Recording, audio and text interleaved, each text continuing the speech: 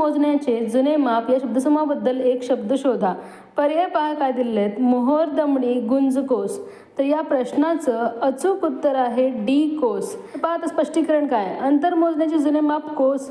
कोस हे अंतर मोजण्याचे एक पारंपरिक माप आहे जे साधारणपणे 2 मैलांच्या अंतरासाठी वापरले जात होते. कागदपत्रावर किंवा वस्तूवर अधिकृत शिक्का मारणे याला मोहर म्हणतात आणि दमडी म्हणजे एक जुने चलन आहे. तर आता पाहूयात पुढील प्रश्न.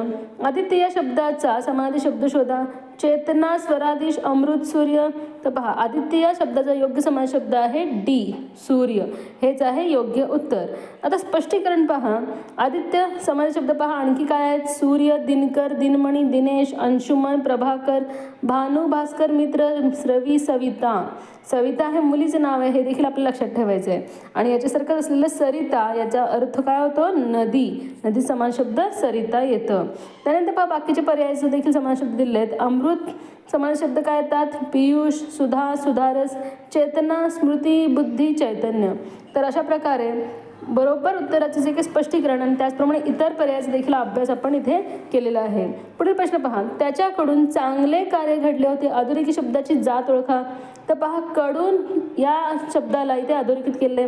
मग पहा काय आहे. शब्दयोगी अव्यय, विशेषनाम, क्रियापद का क्रियाविशेषण. तर पहा नामाला किंवा सर्वनामाला जोडून येणारं जे काही शब्दांचा गट असतो त्याला आपण काय म्हणतो. शब्दयोगी अव्यय. च्या कडून हे काय आहे. शब्दयोगी अव्यय म्हणजे 1 नंबरचं पर्याय इथे बरोबर असणार आहे मुलांना. यालाच तुम्हाला टिक करायचं आहे. पहा स्पष्टीकरण. शब्दयोगी अव्यय म्हणजे वाक्यातील शब्दांना जोडण्याचे कार्य करणारे अविकारी शब्द. अविकारचा अर्थ काय होतो. ज्यामध्ये बदल होत नाही असे शब्द. तर पहा उदाहरणे.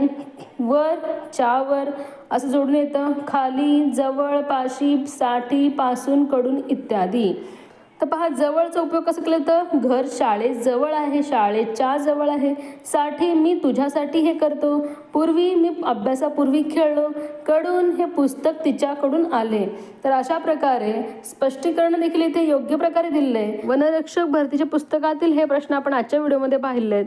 तर यामध्ये पहा 94 प्रश्नपत्रिकाचा संच आहे. 2019 ते 2025 पर्यंत जे काही प्रश्नपत्रिकांचा संच आहे ते इथे तुम्हाला मिळून जातील.